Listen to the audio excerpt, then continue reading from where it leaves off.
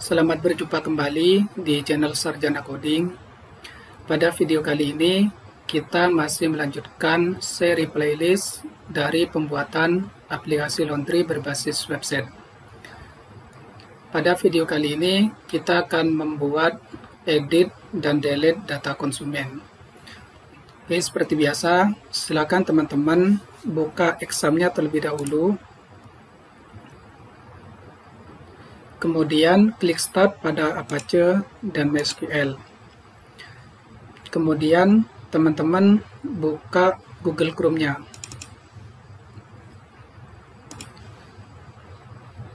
Oke, di sini kita akan mengakses aplikasi atau project yang sedang kita kerjakan sekarang. Oke, di sini kita akses aplikasinya localhost/laundry/panel. Oke, maka kita akan diarahkan ke halaman login seperti biasa, di mana teman-teman diminta untuk memasukkan username dan password yang sudah teman-teman buat pada video-video sebelumnya. Dan bagi teman-teman yang baru mengikuti tutorial ini, silakan teman-teman ikuti playlistnya di aplikasi laundry. Oke, di sini saya akan memasukkan username-nya, kemudian saya masukkan juga untuk password-nya. Jika loginnya berhasil, maka kita akan diarahkan ke halaman dashboard dari aplikasi laundry kita. Nah, pada pertemuan video kemarin atau video sebelumnya, kita sudah mengaktifkan data konsumen.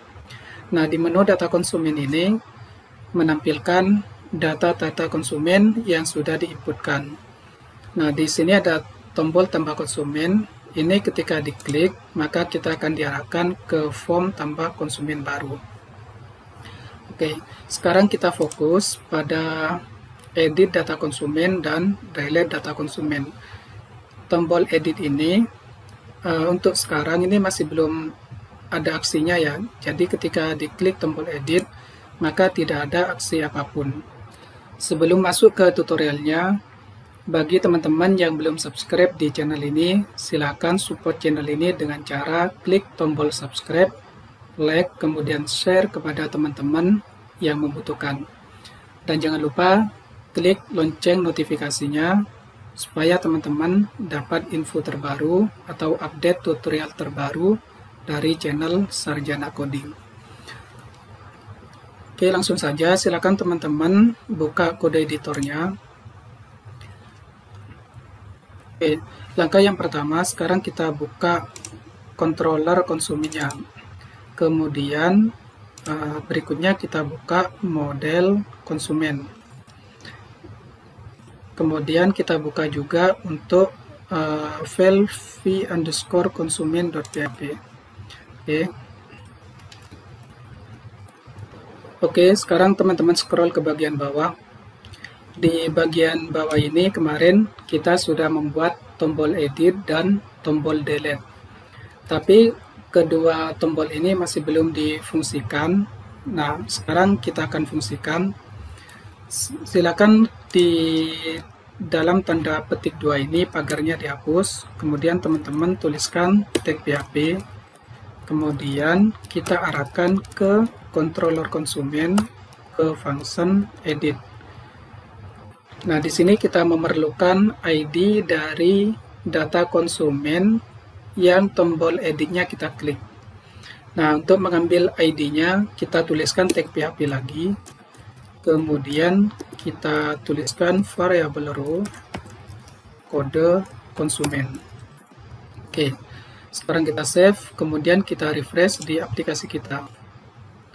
Oke, sekarang kita sorot tombol editnya. Maka kalau teman-teman perhatikan di pojok kiri bawah, itu setelah function edit ada kode K001 ketika yang disorot adalah konsumen dengan kode K001. Ketika saya menyorot tombol edit untuk konsumen yang kodenya 004, maka di bawah, di pojok kiri bawah juga ID-nya keambil, yaitu K004. Oke, kita lanjut. Kita sekarang masuk ke file konsumen atau controller konsumen ini. Nah, di sini kita perlu membuat function edit sesuai dengan yang di sini ya. Di sini kan kita diarahkan ke control konsumen ke function edit. Sedangkan untuk sekarang di controller konsumennya belum ada function yang namanya edit. Oke, sekarang kita buat, atau lebih cepatnya kita kopikan aja dari function tambang. Nah, ini kita copy, kemudian kita scroll ke bagian bawah, kemudian kita pastikan di sini. Jangan lupa untuk nama functionnya ini kita ganti dengan edit. Oke, nah di sini kita tampung parameternya yang dikirim dari sini. Kita tampung di sini. Oke. Untuk kode konsumen ini kita hapus. Kemudian di sini kita tuliskan variabel isi. Misalkan kita tulis konsumen. Kemudian kita arahkan ke model konsumen ya. Jadi this m_konsumen. Kita tulis nama functionnya edit, kemudian kita sertakan juga untuk parameter ID-nya. Oke, seperti ini. Oke, sekarang kita beralih ke model konsumen, kita kopikan untuk parameternya ini. Kemudian sekarang kita buka model konsumennya. Nah, di sini kan belum ada tuh untuk function edit-nya. Maka di sini kita perlu buat juga, jadi public function Oke,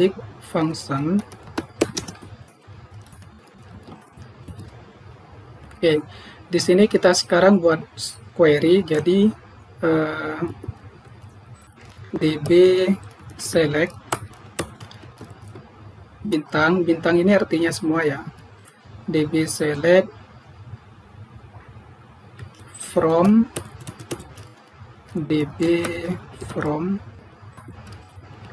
ini nama tabelnya, yaitu konsumen. Kemudian dbware kode konsumen. Kemudian kita kopikan variabel atau parameter ID ini. Oke, kita taruh di sini. Kemudian yang terakhir kita return db get, kemudian kita tulis row array.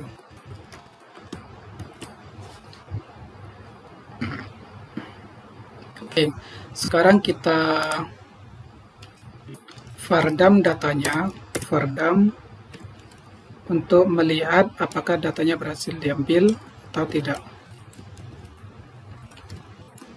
Oke, kita save, kemudian kita kembali ke aplikasi kita, kemudian kita refresh dulu. Nah, sekarang kita klik tombol edit pada konsumen dengan kode K001. Nah, maka di sini ID-nya atau data konsumennya sudah berhasil dipanggil. Oke, sekarang kalau kita klik pada konsumen dengan kode K002, maka di sini data konsumennya berhasil diambil, yang data konsumennya adalah K002. Oke, seperti itu. Oke, langkah selanjutnya adalah yang pertama kita ganti di sini untuk nama filenya adalah e-konsumen. E-konsumen ini saya buat untuk edit konsumen seperti itu. Kemudian untuk judulnya kita ganti juga form edit konsumen. Oke, seperti ini. Kemudian sekarang kita akan membuat file e-konsumen ini, karena kita belum punya file yang namanya e-konsumen di dalam folder konsumen, di dalam folder backend. Oke, sekarang kita buat. di dalam folder views, di dalam folder backend, di dalam folder konsumen, ini kita klik kanan, kemudian klik new file. Oke, di sini kita simpan, kemudian kita beri namanya adalah e-consumen.php.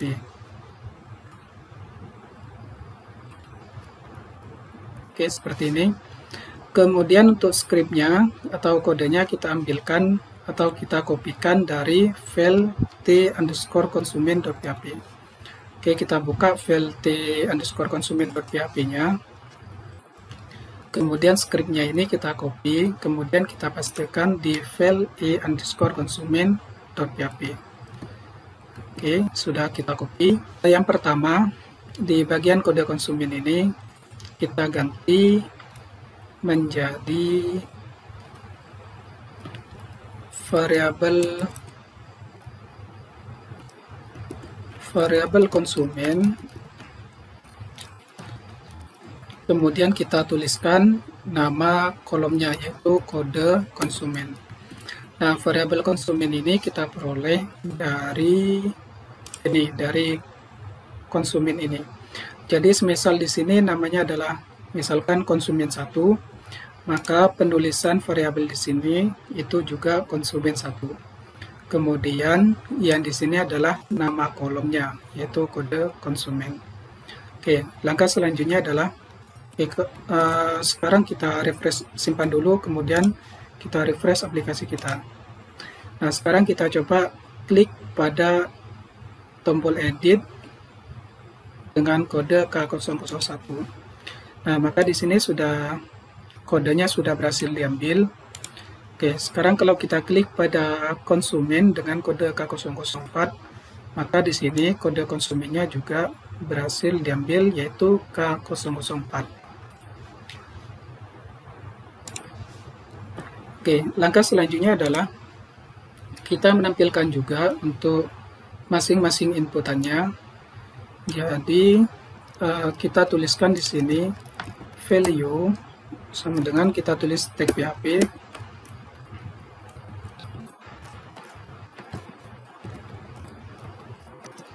Kemudian kita tuliskan variabel konsumen. Kemudian kita tulis nama kolomnya, atau teman-teman bisa kopikan dari name yang di sini. Kita copy, kemudian kita pastekan di dalam sini. Oke, sekarang kita save, kemudian kita refresh aplikasi kita. Sekarang kita akan klik tombol edit pada yang namanya Ahmad. Oke, maka di sini data dengan nama Ahmad ini sudah berhasil dipanggil. Oke, langkah selanjutnya kita akan menampilkan juga untuk alamat dan nomor telepon. Oke, langkahnya sama. Silakan teman-teman kopikan aja ini bagian value ini, kemudian teman-teman pastekan di sini, kemudian juga teman-teman pastekan di sini. Nah, jangan lupa untuk nama kolomnya kita ganti sesuai dengan yang ini. Oke, kemudian nomor telepon juga kita ganti. Oke, sekarang kita save, kemudian kita refresh lagi di aplikasi kita. Sekarang kita klik pada kode K003 dengan nama Kod Muzamil. Oke. Nah, di sini pada input alamat datanya tidak berhasil dipanggil. Seharusnya kan untuk alamatnya Bangkalan nih. Nah, tapi di sini alamatnya tidak berhasil dipanggil. Kenapa? Karena untuk tag area ini, ya, untuk tag area ini untuk pemanggilan datanya ini bukan di dalam sini, tapi kita panggilnya adalah di sini. Jadi di sini kita tulis tag PHP sama dengan variabel konsumen. Kemudian kita tuliskan nama kolom dari alamat ini. Nama kolomnya adalah alamat konsumen. Oke, kemudian kita pastekan di sini. Oke, sekarang kita save, kemudian kita refresh lagi aplikasi kita. Nah, maka di sini sekarang sudah tampil alamatnya adalah Bangkalan. Oke, kita coba untuk data konsumen yang lain. Misalkan untuk data konsumen yang terakhir nih, yang nomor 4. Sekarang kita klik tombol edit. Maka datanya sudah berhasil dipanggil. Oke, begitu ya. Jadi ini untuk menampilkan ke dalam form edit konsumen. Nah, langkah selanjutnya adalah kita akan melakukan update data. Jadi, semisal untuk nama konsumennya ini ada kesalahan, kita ganti menjadi konsumen kedua misalkan. Nah, data ini perlu diupdate supaya data yang lama diganti dengan data yang baru. Oke. Mungkin untuk tombolnya yang ini kita ganti ya. Jadi bukan simpan, jadi kita ganti dengan nama update. Oke, seperti ini. Kemudian yang perlu teman-teman perhatikan di sini bagian form ini kita arahkan ke controller konsumen tapi bukan ke function simpan, karena function simpan itu digunakan ketika ada tambahan data konsumen baru. Tapi untuk update data ini kita arahkan ke function update. Jadi seperti ini. Oke. Nah, sekarang kita cek function update ini di controller konsumen ada apa belum. Oke, kalau kita cek ternyata belum ada ya, maka di sini kita harus buat public function yang nama functionnya adalah update. Untuk script update ini itu hampir sama dengan script di function simpan. Maka untuk mempercepat kita tidak perlu mengetik ulang, jadi kita kopikan aja dari script ini. Ini kita copy, kemudian kita pastekan di sini. Nah, yang perlu teman-teman lakukan adalah pertama menangkap inputan dari kode konsumennya. Jadi di sini kita tulis kode konsumen. Ini sebenarnya bebas ya untuk penamaan variabelnya. Di sini saya buat kode konsumen. Teman-teman bisa tulis dengan nama yang berbeda, misalkan ID atau kode saja nggak masalah. Ini bebas. Kemudian di sini kita kopikan aja dari ini ya. Ini kita copy, kemudian kita pastekan di sini. Oke, seperti ini. Nah, kemudian di bagian query ini, variabel query ini kita ganti. Jadi kita arahkan ke model konsumen. Jadi m_konsumen. Kemudian kita buat nama fungsinya adalah update. Nah, di dalam sini kita perlu dua parameter. Parameter pertama adalah kita kopikan dari kode konsumen ini. Kemudian parameter keduanya adalah variabel data ini. Oke, kita kopikan juga di sini. Kemudian jika update-nya berhasil, maka di sini kita buat flash data. Kemudian kata-katanya adalah data konsumen berhasil di update. Oke. Kemudian di redirect juga ke controller konsumen ke function index. Jadi function index ini adalah function yang pertama kali dieksekusi ketika kita memanggil controller konsumen. Jadi di sini kita tidak perlu menuliskan nama fungsinya, yaitu cukup dengan memanggil nama controllernya. Tapi jika teman-teman mau mengarahkan atau meredirect ke function selain index, maka teman-teman harus menyertakan nama fungsinya. Misalkan ketika update-nya berhasil, maka saya akan mengarahkan ke function tambah atau form tambah konsumen. Maka di bagian redirect ini, silakan teman-teman tambahkan nama fungsinya, yaitu tambah. Seperti ini ya. Tapi jika teman-teman mengarahkannya ke function index, maka ini tidak perlu dituliskan nama fungsinya. Oke, seperti itu. Kemudian kita akan membuat function update ini di dalam model konsumen atau file m_konsumen. Oke, kita copy aja untuk nama fungsinya ini sampai ke bagian ini. Kemudian sekarang kita beralih ke file m_consumen. Nah, di bawahnya lagi, di bagian ini kita tulis public function, kemudian kita pastikan function yang sudah kita kopikan dari controller konsumen tadi. Kemudian di sini kita tuliskan query. Query-nya adalah dbware kode konsumen. Kemudian kita ganti untuk variable value ini dengan parameter ini, kode konsumen. Kita ganti. Kemudian di bawahnya kita tulis query db update. Kita tuliskan nama tabelnya, yaitu tabel konsumen. Kemudian untuk variable objek ini kita ganti dengan parameter data yang di sini. Oke, seperti ini untuk query update di model konsumennya. Oke, sekarang kita coba update salah satu data konsumennya. Misalkan kita mau mengupdate atau mengedit data konsumen dengan kode K004 yang terakhir ini ya. Oke, sekarang kita klik tombol editnya. Nah, di sini misalkan untuk nama konsumennya akan kita ganti menjadi konsumen 1. Yang alamatnya misalkan kita ganti dengan misalkan Sidoarjo. Oke, seperti ini ya.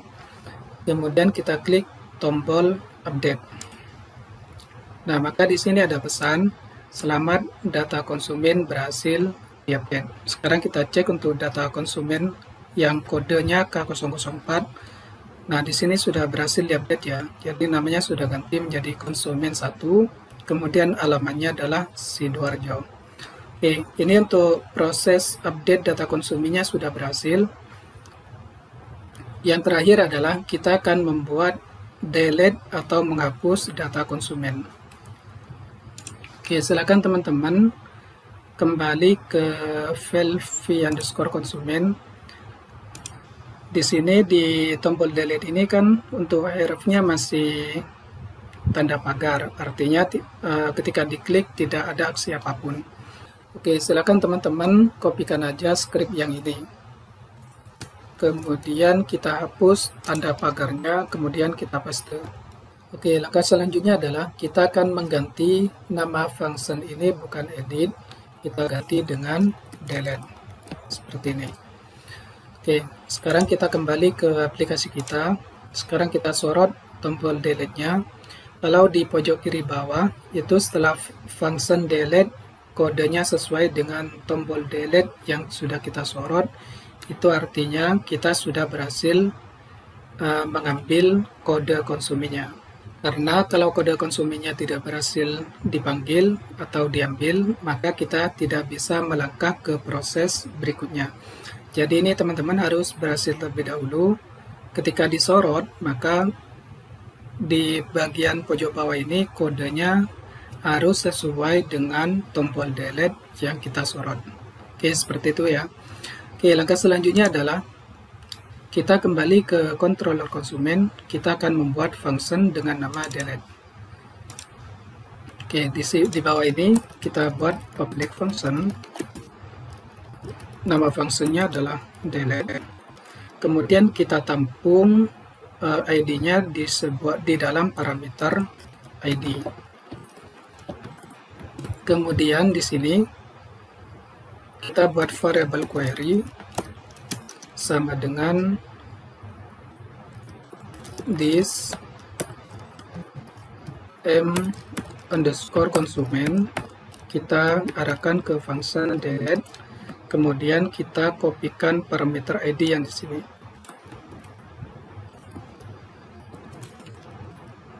Selanjutnya kita buat pengecekan atau if. Untuk itu kita kopikan aja dari sini ya, biar cepat. Nah, di sini kita melakukan pengecekan. Kemudian untuk flash datanya kita ganti, pesannya adalah data konsumen berhasil di delete. Ya, seperti ini. Langkah selanjutnya adalah kita akan membuat function delete di dalam model konsumen. Oke, ini kita copy. Oke, sekarang kita pindah ke file m_konsumen. Nah, di sini kita buat public function seperti ini. Nah, di sini kita tuliskan query db where kode konsumen. Untuk variabel value ini kita ganti dengan variabel ID. Kemudian di bawahnya kita tuliskan lagi query db delete. Nah, di sini kita tuliskan nama tabelnya yaitu konsumen. Oke, seperti ini. Oke, langkah selanjutnya adalah sekarang kita akan melakukan, kita simpan dulu, kemudian kita refresh di aplikasi kita. Nah, sekarang kita akan melakukan delete data. Misalkan kita mau mendelete data konsumen dengan kode K003 atau K002. Oke, sekarang kita klik tombol delete. Nah, maka di sini ada pesan selamat data konsumen berhasil di delete. Nah, sekarang kita cek untuk daftar konsumennya. Nah, sekarang sudah ada 3 ya. Jadi kode K002 sudah berhasil dihapus dari database atau dari tabel konsumen. Nah, sekarang kalau kita cek di database kita. Oke, sekarang kita buka database laundry. Nah, sekarang kita buka tabel konsumen.